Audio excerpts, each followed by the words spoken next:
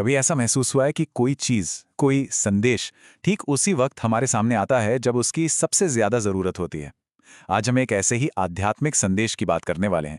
एक ऐसा मैसेज जो कहता है कि उसका मिलना कोई इत्तेफाक नहीं, बल्कि एक डिज़ाइन का हिस्सा है। चलिए इस रहस्य से पर्दा उठाते हैं। तो सवाल ये उठता है कि आखिर ऐसा क्यों होता है। मतलब दुनिया में करोड़ों लोग हैं, लेकिन ये संदेश सिर्फ कुछ खास लोगों तक ही क्यों पहुंचता है, बाकियों को क्यों नहीं दिखता? क्या ये सच में सिर्फ एक कोइंसिडेंस है? और इसका जवाब बहुत सीधा और गहरा है, जो इस पूरे मामले को और भी ज़्यादा रहस्यमयी बना देता है। कहा गया है कि ये कोई आम मैसेज नहीं है, ये एक डिवाइन कॉल है, एक बुलावा।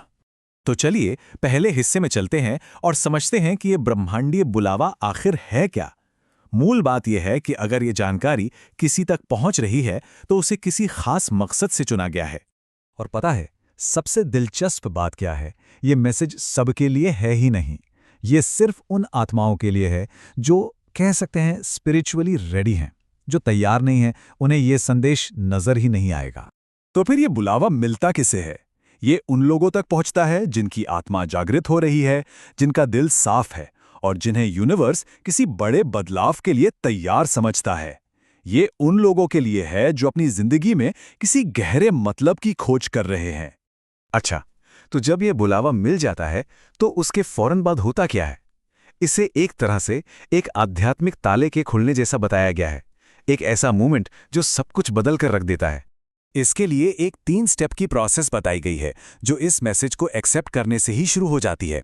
सबसे पहले उस डिवाइन कॉल को सुना और माना जाता है। फिर एक अनदेखा दरवाजा खोलता है, जो एक बिल्कुल नई रियलिटी का गेटवे है। और आखिर में यूनिवर्स की एनर्जी उस शख्स की मदद के लिए एक्टिवेट हो जाती है। और इस जागृति का असर कमाल का होता है। जिंदगी में पहले और बाद वाला फर्क साफ दिखता है।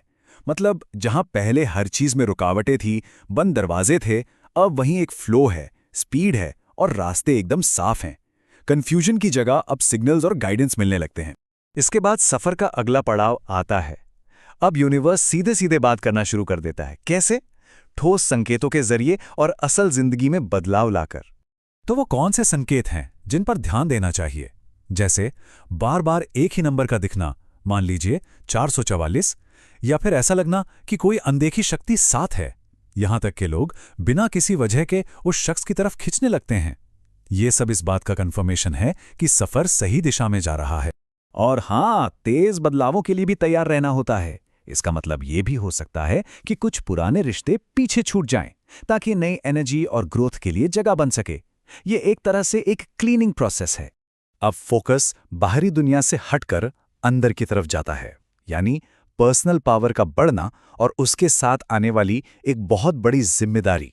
यहां पर मैनिफेस्टेशन का कॉन्सेप्ट सामने आता है, जिसका मतलब है कि इस पॉइंट के बाद से किसी भी व्यक्ति के विचार, उसकी फीलिंग्स और उसके शब्द बहुत तेजी से और बहुत पावरफुली उसकी रियलिटी को शेप देने लगते हैं। तो इस नई पावर को सही तरीके से पॉजिटिवली इस्तेमाल करने के लिए एक खास मंत्र भी दिया गया है। मैं जो सोचूं उसमें प्रेम हो, मैं जो बोलूं उसमें प्रकाश हो। ये अपने विचारों और शब्दों को सही ट्रैक पर रखने में मदद करता है। लेकिन इसके साथ एक वार्निंग भी है। जैसे पॉजिटिव चीजें हकीकत बनती हैं, वैसे ही नेगेटिविटी भी बहुत जल्दी मैनिफेस्ट होगी। इसीलिए अपने अंदर क्या चल रहा है, कौन से विचार हैं, कौन सी भावनाएं हैं, इस पर लगातार ध्यान देना बहुत जरूरी हो जाता है। और अब आते हैं इस मैसेज के सबसे आखिरी और सबसे जरूरी हिस्से पर, जो बताता है कि इस पूरी प्रोसेस के पीछे का असली मकसद क्या है। मतलब किसी को आखिर चुना ही क्यों गया। ये समझना बहुत जरूरी है कि ये जो बदलाव है, ये सफर है, ये सिर्फ किसी के पर्सनल फायदे या ग्रोथ के लिए नहीं है। इसका मकसद इससे कहीं ज्यादा बड़ा है। और वो मकसद इस एक लाइन में छिपा है। किसी को इसलिए चुना गया क्योंकि वो दूसरों की राह रोशन करने के लिए तैयार है। मतलब चुनाव इसलिए हुआ क्योंकि यूनिवर्स को ऐसे लोगों की जरूरत है जो दूसरों की चेतना को जगाने में मदद कर सकें। तो इस जागृत आत्मा की भूमिका क्या होती है? उन्हें कुछ खास जिम्मेदारियां दी गई हैं, जैसे अपने पुराने संघर्षों को अपनी ताकत बनाना, अपने एक्सपीरियंस से दूसरों को गाइड करना, रोशनी फैलाना और चेतना को ऊपर उठाना, और यूनिवर्स की एनर्जी के एक रिप्रेजेंटेटिव की तरह काम करना।